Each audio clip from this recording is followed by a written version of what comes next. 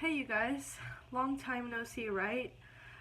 So I'm here today to tell you about this shiny new blog post that I've just published. I've been promising this blog post for a long time. If you are on my, or if you receive my Saturday morning Writer Mom newsletter, ever since I launched my new book in late April, and it was like my first Write to Market book, and it was like this big experiment. I've been promising like the full result of how everything went, and the numbers, the launch strategy, and everything that went right, everything that went wrong.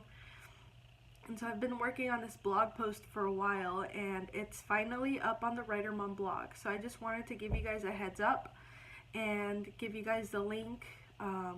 If you're watching this like not live, look for the link in the description below this video. But today I also just kind of wanted to share a couple of things about that, just highlight a few things that you'll find in the post. You can find the full post. It's an epic, like super long post with all kinds of details and screenshots and numbers and takeaways. So you can find that at writermom.net/blog or just writermom.net. You'll see it there, and it's called Write to Market Results, My Huge Mistake, All the Numbers, Launch Strategy, and More. And yeah, so it's all about how I launched this new book. It's the first book of my current series. It's written to market. It's a Cinderella retelling, as you can probably guess. And yeah, you're just gonna learn how everything went and then figure out how you can do this too. Before I do that though, I don't know if you noticed, but I'm in a new office. So this summer was super busy, and really like the main priority for me the last several months has been just writing this new written to market series. I just launched the second book actually, so there's going to be a new post, but we also moved and we had lots of family stuff going on too. So like I've just been doing like the most minimum stuff on the Writer Mom, because I kind of realized that, I love doing all the Writer Mom stuff. I love doing this YouTube channel and sharing stuff with you guys, but at the same time, like I just really wanted to grow my author business, like the fiction side of my business, and so I've just been going like 150% on that the past several months. So I've kind of like stepped back from Writer Mom, stepped back from the YouTube channel and blog posts and stuff. But I'm hoping now that things are a little bit more stable that I can start doing like a blog post or a video or something like every couple of weeks. And then if I can do that, maybe eventually do one a week. We'll just kind of see how everything goes. But yeah, this is my new office. It's really great. Let me see if I can give you like a quick peek.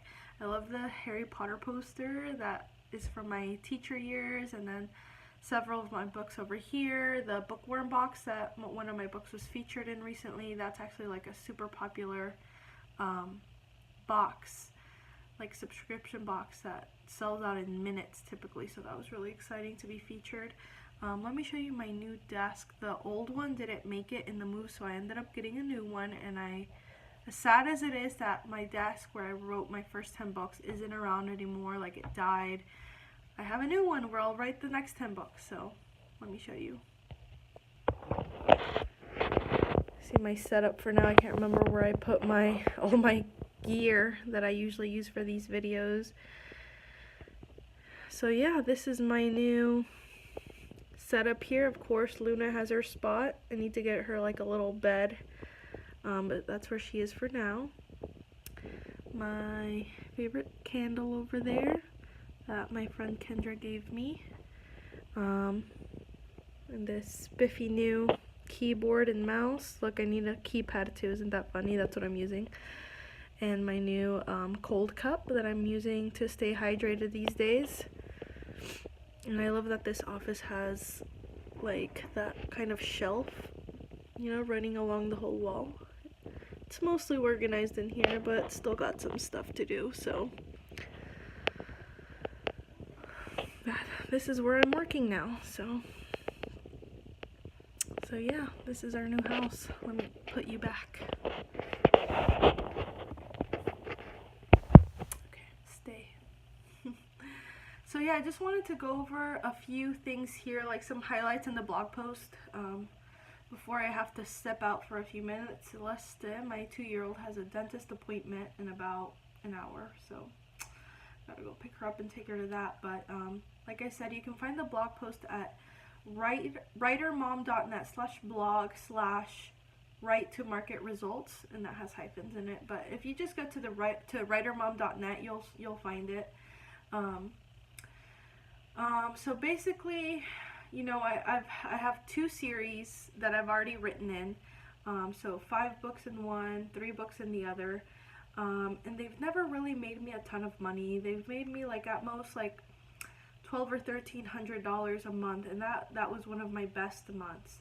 And so I just knew that I wanted more, and you know, for a long time I didn't think I could do more, that I deserved more, that I was capable of more. But I read Chris Fox's Right to Market, and you know, I've been doing a lot of work on mindset and like kind of believing in myself and that kind of thing, and I just knew that I had to try this. You know, I had to give it my all and see if I could do it too.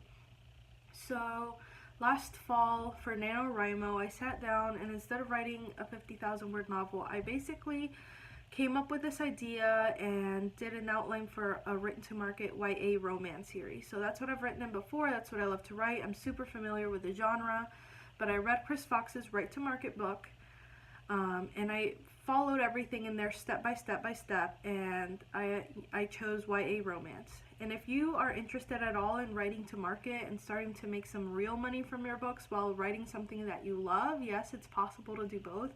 I highly, highly recommend his book. I'll put a link in the description below too. But yeah, so I basically just did that. I followed it step by step. I did a lot of research. I read the top 3 selling books in the genre at the time, kind of excluding anything that was just kind of temporarily up there for some kind of big sale or something. Just books that I knew had been selling for a while. One was a Cinderella Retelling. Another one was also a Cinderella Retelling, and another one was more of like a dark, gritty kind of book, but still, you know, very YA romance. And I just wrote down everything that I learned from those books, like what I noticed. If you have watched my previous videos, like, you probably know what I'm talking about, but if you haven't, I'll post links below of my previous videos and like the research process and everything I did. But yeah, I basically came up with a series after learning like all the tropes for YA romance. I came up with a series of 5 friends, so each friend would get their own book, and each book, like each friend would have, like, it would be their own romance trope. So like if you've seen Sisterhood of the Traveling Pants or Pretty Little Liars, where there's like a group of girlfriends who are super close, and this would be like that, you know, and they would each have their own kind of romance story. So for the first one, I decided to do a Cinderella Retelling. So I love the movie A Cinderella Story, so I kind of did my own version of that, and I hit all the tropes, the fairy godmother, the scene where she, you know, is transformed and gets this beautiful dress, and in this case a mask, and meets Prince Charming, and, you know, has to run away, blah blah blah. Like, I hit all of those tropes, and then I also had ideas for the rest of the books. And then in December and January, I wrote the book. There's a word count chart in the blog post. I basically did it in 25 working days, and the book ended up being just under 51,000 words. That's about the length that I write naturally. And while I knew it was a cool story, I knew it was going to need a lot of work. Like, as soon as I was done, I was like, this is going to need a lot of edits, because the characters were new to me, the story was new to me, and like, I was just kind of figuring everything out along the way. Even though I outlined it, like, several things changed. And then I was also getting a cover designer. The first one basically ghosted me, and I was kind of just devastated about that, and I knew I'd have to push the launch back. But then it ended up working for the best, because I found like a really great cover designer. It's Jenny from Seedlings, and on the blog post you can see like the full paperback wrap. But just look at this cover. It's just beautiful. It's eye-catching. It fits the genre. It fits more of like the traditional covers, but that's what I was going for. And yeah, she just did a really great job, and I had to pay a little bit of a rush fee, but for me it was worth it. I also ended up getting an editor. I was planning on just doing like self-editing, maybe getting a proofreader, but I ended up hiring my friend Kelsey, who ended up just leveling up the story like 2 times at least. And the book, like, I couldn't even believe I had written that book after we were both done with it. So I was extremely pleased with what I was gonna bring to the table. And then I started getting ready for the launch. So I came up with a spreadsheet, and I kind of just put like 4 different tabs, and it just encompassed everything I had learned from Right to Market, in like just any other really smart indie author I had kind of come upon. And I just knew that the main goal was to keep the sales increasing day over day. So each day just sell more copies, more copies, more copies, and build it up so that Amazon would start recommending it and selling it for me. I also knew that I wanted to get as many readers as possible, so I decided to price at 99 cents, and I wanted to release wide.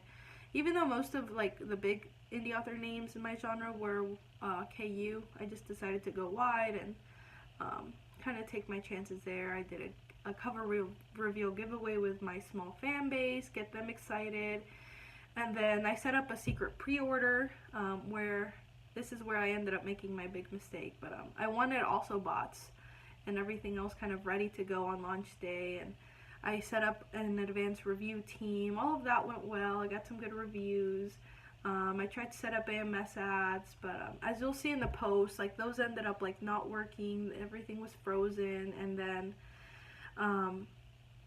when the book got a new release sticker, like I kind of shared a screenshot of that in one of my writer groups on Facebook, and then they were really nice, and I think a lot of them ended up like pre-ordering the book, and then so my also bots got really messed up, and I was in David Gogren's also bots, he was in my also bots, and it was just like not good, and I was just so devastated. I thought like I have just messed up this launch after all of this money, spending $800 on editing, actually $400 because we did a partial trade, but it was $400, and then another few $100s for the cover. Like I was just like, oh great. But BookBub ads ended up saving my butt on the launch. So if you want to go see exactly how I did that, how I fixed my also bots, go check out the post. And then the launch ended up, like after that initial issue, like the launch ended up going really, really well.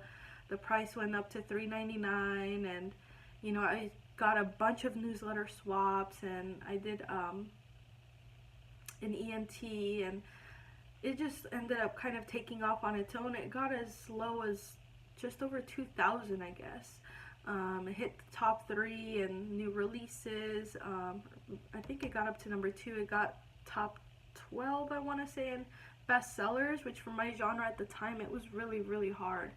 So I ended up spending $960 on the total production costs, and then all other costs during launch month, that first full month, were $1,400. A lot of it was AMS ads. Like they finally just turned on and just spent all my money, and then another chunk on BookBub ads, giveaways, Amazon giveaways, and then the total revenue for my first full month in May, because it launched at the end of April, and then this is including an international BookBub deal I got for a box set of my other series.